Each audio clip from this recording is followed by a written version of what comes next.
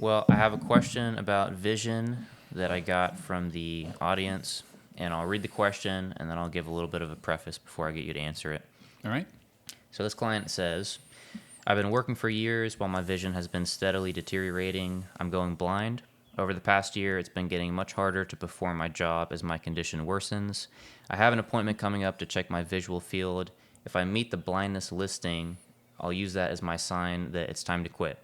In that scenario, would you still recommend waiting several months before applying for SSDI? There's no cure or treatment for my condition. I'm 61 years old. And then they say, thanks so much for all the helpful videos. So before you answer that, and what we'll do is we'll answer this person's question, and then we'll go into vision, and I also want to cover hearing because the way that they work is, I think, similar. So before we get into that, this person says if they meet the listing. So just really quick, can you go over, because we're going to talk about vision listings and then the RFC if they don't meet the listing, right? So before that, though, what would it mean if this person meets the listing? Right. Well, there's two. There's visual acuity. Like if you heard the old cliche, I have 20/20 vision. What that means is at 20 feet, you're seeing things that like they should be at 20 feet. And if you have 20/40 vision, then, I'm 20 feet away, but it looks like I'm 40 feet away. And then if you have 2100, I'm 20 feet away, but it looks like I'm 100 feet away. And then listings level is 2200. So you're 20 feet away, but it looks like 200. Your vision's horrible at that point. And this is best corrected vision, by the way. Or they also call it best corrected binocular.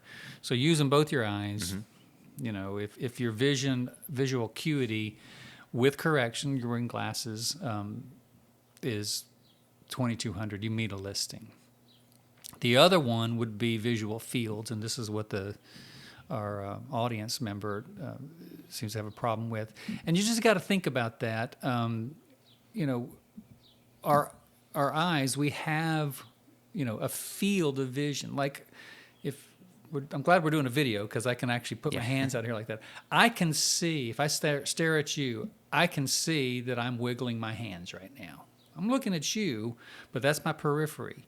So there's a field of vision that eventually I can't see them anymore. But somebody with a restricted field of vision, there might be, everybody should be able to see this pretty easily, without having to scan, move your eyes or, twist your neck. So when your visual fields are compromised, it just means that you can't see the full field. And what normally happens is it's not very uniform. That is, if you think of visual field as a circle, and that's the way it's printed in medical records, it's kind of a circle. If you think about it that way, it doesn't just, the circle doesn't just contract and get smaller and smaller. There's like a contraction here that you can't see here, and there's a contraction here and you can't see there. So we'll probably need to edit that out. Nah, continue. Yeah, okay. So the visual fields, they constrict, but they don't constrict uniformly to where the whole field gets smaller normally. It's usually, there's a part of it, you lose your vision in that quadrant or in that section of the visual field. And when a certain percentage has actually been constricted, now it's kind of dangerous for you to do certain things. Driving being the number one thing. You can't drive anymore. Yeah. Or, you're looking at something and you're not seeing the whole picture because your visual fields are constricted. And it's a percentage. There's also a factor that they use in the listings. So if you meet the visual acuity listing, 2200 in your best corrected vision, or visual fields, which they're so constricted that there's a formula, but I don't know it offhand. But it's basically your visual fields are constricted to the point where you don't see fully enough that you can just do regular work. Reading a page would be difficult for you because you're not seeing the whole page or you're not seeing the whole sentence, and you'd literally, think about somebody reading like they're an old typewriter. Yep. That's. We just don't do that. We do that with our eyes, and with the visual fields, you can't do that. It's just it's horrible, actually. So that's how they would factor those things, and that is basically the visual, the visual listings, visual acuity, visual fields. Yeah, and then one of the things that stands out about this question, aside from the impairment that they're talking about, is they say over the past year it's been getting much harder to perform my job. And then they say if they meet the listing, they'll use that as their sign that it's time to quit. So this person's still working. All right. And even though a listing is very matter of fact, it's not matter of fact if you're still working full time. And we've talked about that before. Even if you are at a listings level, you meet a listing, if you're still working full time, then they're not going to move to that. Never that get review. there. I used to, I read this and I thought of a person I used to work with. They had horrible vision, and it was so bad that they couldn't drive. And when they were looking at anything on their phone, they couldn't use their phone. They would use an iPad, and they were looking really close. And I remember when he used to get to work, and I was already there, and I would see him walk in. He didn't know who I was until I was like 5 feet away. Yeah. So this guy, horrible vision, but I worked with him, and he was full time, and he was good at his job too. Yeah. And so if he applied for disability, not only would he get denied, he would get denied without Social Security even looking at his impairment. They'd never even request the medical records, Yep. much less look at them. Yeah. Yeah. So to this person's point, they say they'll use that as, if they meet the listing, they'll use that as a sign to stop working. That is a way you can look at it. You can't, there's no reason to apply if you're still working full time. If it gets to the point where that's preventing you from being able to work full time, then that's when you would qualify. And then the thing at the end here, well, the actual question that they ask is, in that scenario, would you still recommend waiting several months before applying? And the answer is no. Absolutely There's not. no reason to Yeah, wait. what- If you're disabled, you're unable to work, you're not going to be able to go back to work. There's no reason to wait to file. Right. Yeah, and we've talked about this, and a lot of people think that we're just, going used car salesmen, do this and do it quickly. No, we're not doing that, especially in this case. If this person sounds like they're smart enough that they've actually read the listings, Mm-hmm. which, if you ever have difficulties with insomnia and you want to fall asleep quickly, pull up Social Security's listings. That'll Yeah. put you to sleep. Yeah. But this person sounds like, if I meet the listings and they're using Shop Talk, they've obviously done some research. If you've done that amount of research and you know what the listing is and you know what your acuity is or you know what your visual fields are, the restrictions are,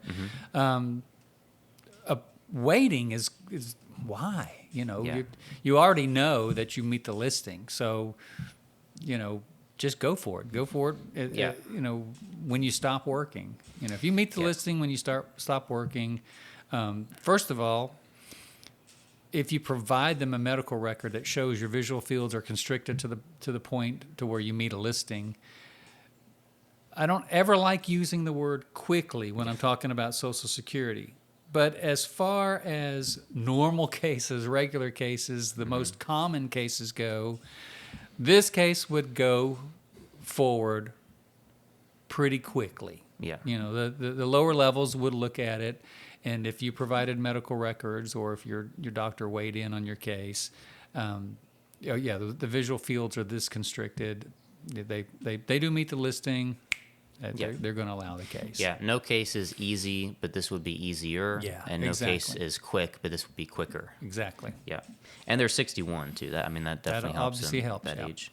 Yeah, I think with waiting to apply, a lot of people get tripped up because of the 12-month eligibility and then the 5-month waiting period. Sure. So the eligibility is that you have to be out of work or expected to remain out of work for at least 12 months. Right. A lot of people, they don't read the expected to be out of work, and they think, okay, so I have to be 12 out of months, work yeah. 12 months and then Yeah. I can file. That's not true. If you think you're going to be out of work that long, then go ahead and file. Absolutely. Yeah. Yeah. That is the operative word in that sentence. Expected. Yeah. And so if Yeah. you're expected, if your condition is expected to last 12 consecutive months, then yeah, go ahead and file. Yeah, and then the 5-month waiting period, which is that when you stop working due to your health, you are not entitled to any kind of back pay for the first 5 months. That's right. 5-month waiting period, and then you start accruing back pay. However, you don't have to wait 5 months to file. You can go ahead and just file, and then Right.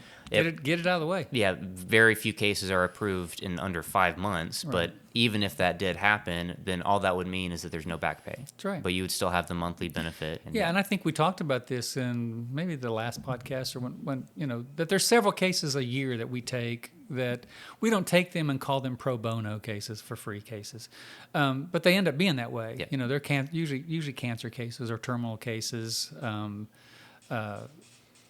the case is one. Like I said, I hesitate to use the word quickly when I'm talking about Social Security's processing, but the cases are won, relatively speaking, quickly in that 5 months. There's no back pay, no back pay. As a representative, we don't get a fee, but who cares? I mean, you need to get the case done. It's an easier case that Social Security can approve, and that's something that you don't have to worry about anymore. That Social Security disability case is out of the way. You can work on getting better or tending to, your conditions. If you have a question about your disability case, give us a call at 615-453-9151 Monday through Friday, or click the link in the description of this video.